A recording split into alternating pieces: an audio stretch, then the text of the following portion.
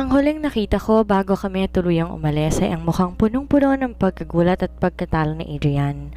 At alam kong yun na ang huling beses na makikita niya akong nakayuko. Tahimik akong nakaupo sa passenger seat habang dinadala ko ni Damian palayo sa restaurant. Gusto kong magsalita, gusto kong magpasalamat sa kanya, pero hindi ko alam kung paano sisimulan. Si Damian ang unang bumasag ng katahimikan. Masaya ka? Nagulat ako. Anong ibig mong sabihin? Tinalo mo siya, aniya, hindi inaalis ang tingin sa kalsada. And by the look on your face, you enjoyed it? Nanatili akong tahimik. Hindi ko alam kung dapat ba akong mahiya sa nararamdaman kong satisfaction kanina, pero alam kong hindi ko yon may tatanggi. Napabuntong hininga ko. Maybe, pero hindi ibig sabihin nun na wala na akong nararamdaman. Sa unang pagkakataon, lumingon si Damian sa akin. You still love him? Umiling ako agad. Hindi na. Pero hindi ibig sabihin nun na hindi na ako nasasaktan. Pinagmasdan lang niya ako para bang sinusuri niya ang katotohanan sa mga salita ko hanggang sa isang bagay ang di ko inaasahan. Hinawakan niya ang kamay ko, hindi mahigpit, hindi rin pilit. Para bang gusto lang niyang iparamdam na kahit anong nararamdaman ko ngayon, hindi ako mag-isa at doon ko naisip. Baka sa isang kasunduang nagsimula sa peke, may ilang bagay ding magiging totoo. Matapos ang tensyonadong tagpo sa restaurant, dinala ako ni Damian sa isa sa mga pinakamahal na hotel sa lungsod. Pagpasok ko sa marangyang suite, hindi ko napigilang mapatitig sa paligid.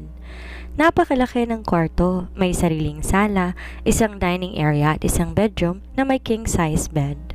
Ang buong lugar ay sumisigaw ng yaman at kapangyarihan, isang bagay na tila likas lang kay Damian. Napalingon ako sa kanya. Bakit tayo narito? Hinubad niya ang kanyang coat at inilagay iyon sa sofa bago sumagot. Para pag-usapan ng kasal? Napataas ang kilay ko. Kailangan pa bang sa hotel? Pwede namang sa opisina mo. Hindi niya ako sinagot. Sa halip, lumapit siya sa minibar at nagsalin ng whiskey sa isang baso.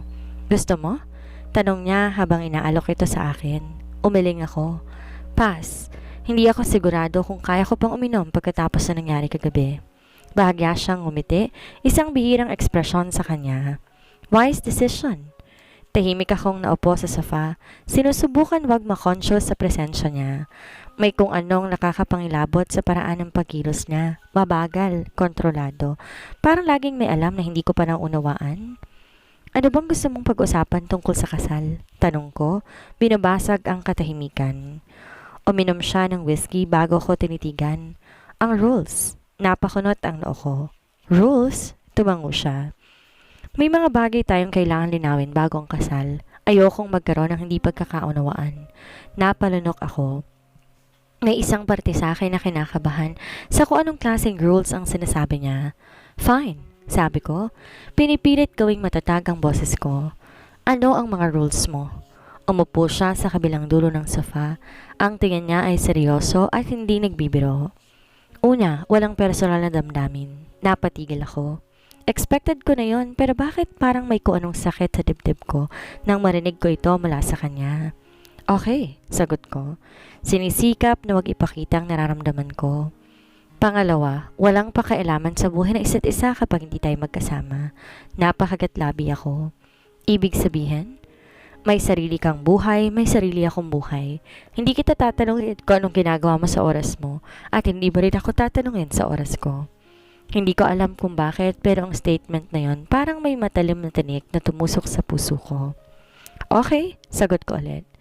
Pangatlo, kapag natapos ng isang taon ng kasal natin, tapos na rin ang lahat. Para akong natulala sa sinabi niya. Alam ko na ang kasal namin ay isang kasunduan lang, pero ba't parang ang hirap tanggapin ng mga salitang yon? Isang taon lang? Isang taon lang kaming magiging mag-asawa bago kami tuluyang maghiwalay na parang walang nangyari. Understood. Sagot ko kahit may parte sa akin na hindi sigurado kung kaya kong panindigan ito. Tahimik akong tumitig sa kanya. Sinusubukan basahin ang ekspresyon niya. Pero tulad ng dati, Damian Villarreal remained a mystery. Matapos ang ilang sandali ng katahimikan, siya na ang bumasag nito. Ikaw, may rules ka ba? Nagulat ako. Hindi ko inaasahang tatanungin niya yon. Pinatong ko ang mga kamay ko sa kandungan ko, nag-iisip ng mabilis. Dapat ba akong maglagay ng rules? Dapat ko bang protektahan ang sarili ko? Huminga ako ng malalim bago nagsalita. Isa lang, nagtaas siya ng kilay. Ano? Tumingin ako sa kanya, siniguradong hindi nanginginig ang boses ko. Walang ibang babae habang kasal tayo? Hindi ako sigurado kung bakit yun ang unang lumabas sa bibig ko, pero nang mabigkas ko na ito, alam kong hindi ko na ito mababawi. Bagyang tumahimik si Damian. Hindi ko alam kung nagulat ba siya o nainis, pero pagkatapos na ilang segundo, ngumiti siya. Isang matigas at mapanganib ng ngiti. Selosa ka pala, sabi niya. Napasinghap ako. Hindi ako selosa.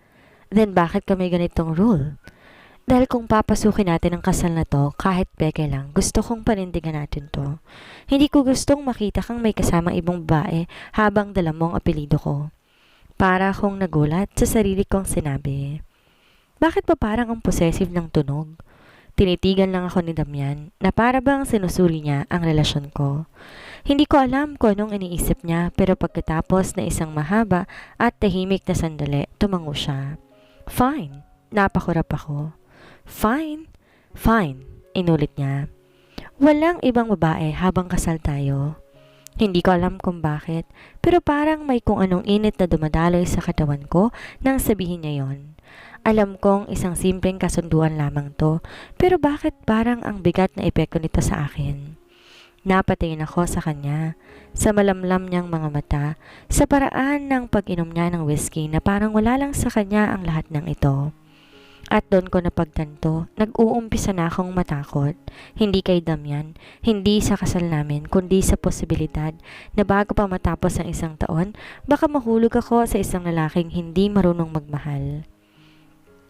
2 oras, pagkatapos ng naming lagdaan ng kasunduan, nagising ako sa katotohanan na wala na akong atrasan.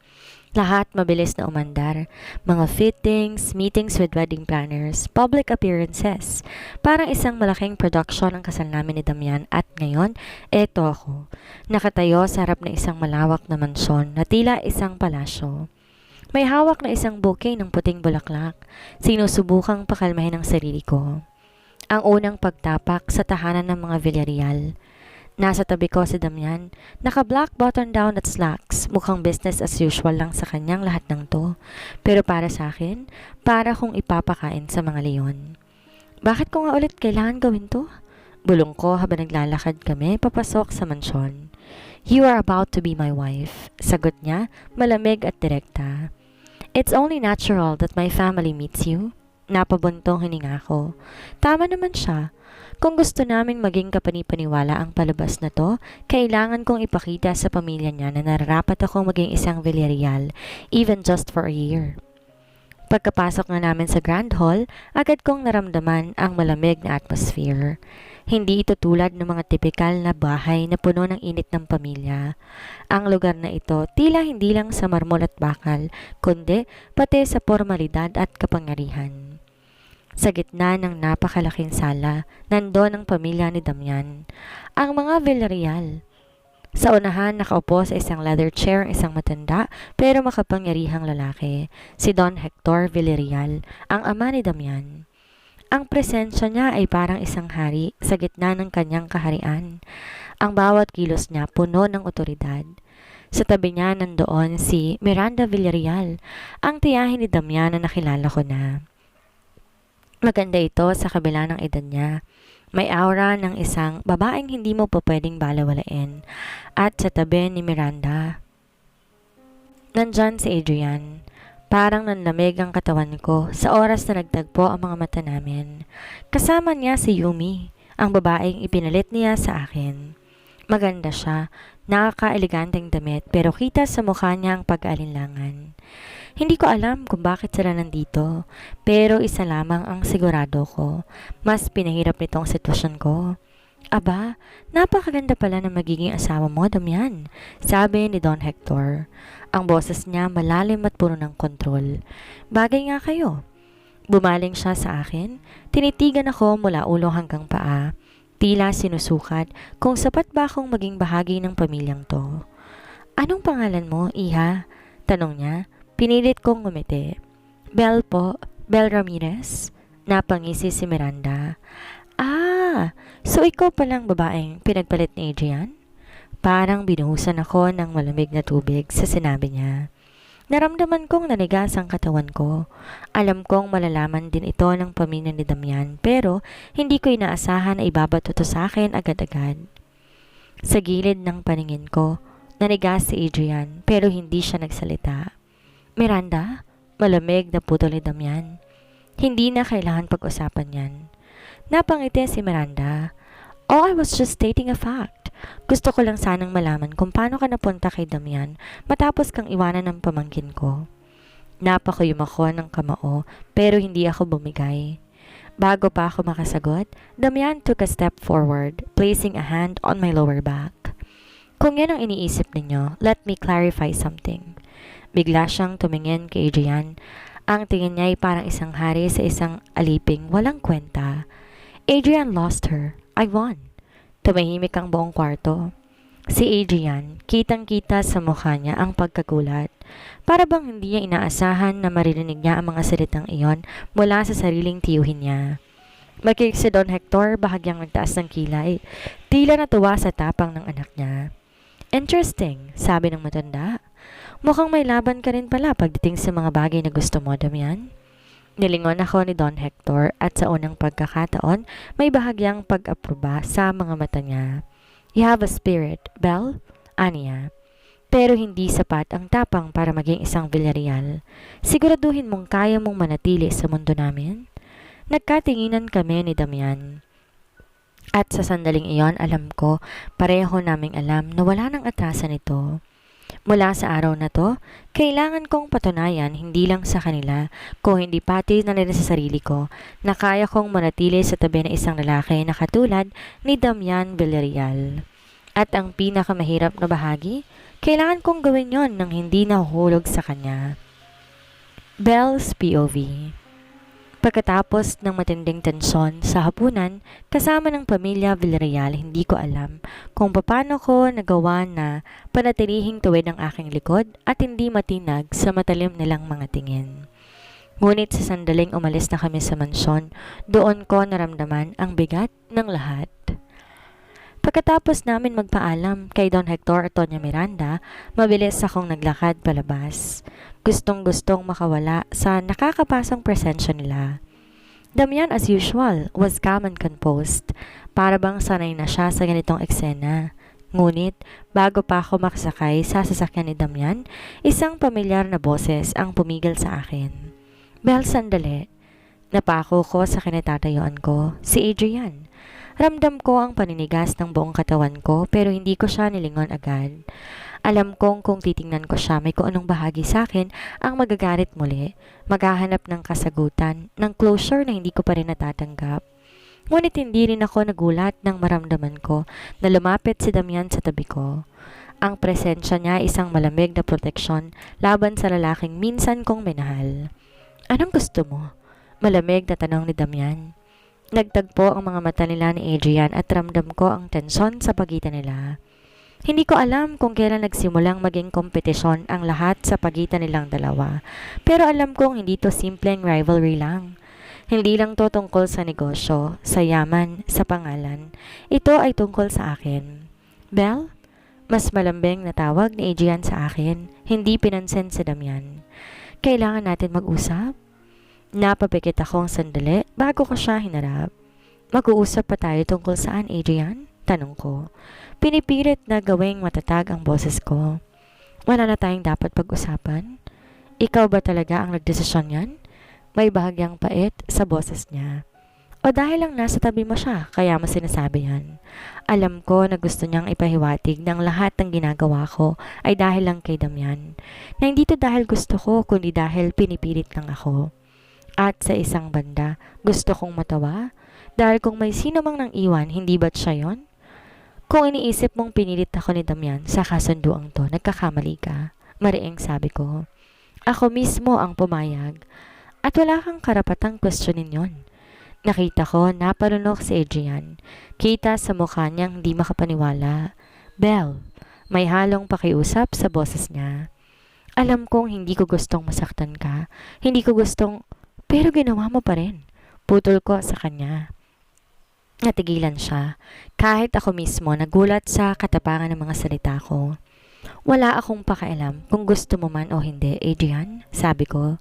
Pilit pinapanatili ang normal na tono ng boses ko kahit nanginginig ang dibdib ko. Ang mahalaga nangyari na at hindi ko kayang palampasin yon. Tahimik siya. Kita sa mukha niya ang tensyon. Parang gusto niyang magsalita pero hindi niya alam kung ano ang dapat sabihin. At sa sandaling yon, naramdaman kong tama ang ginagawa ko.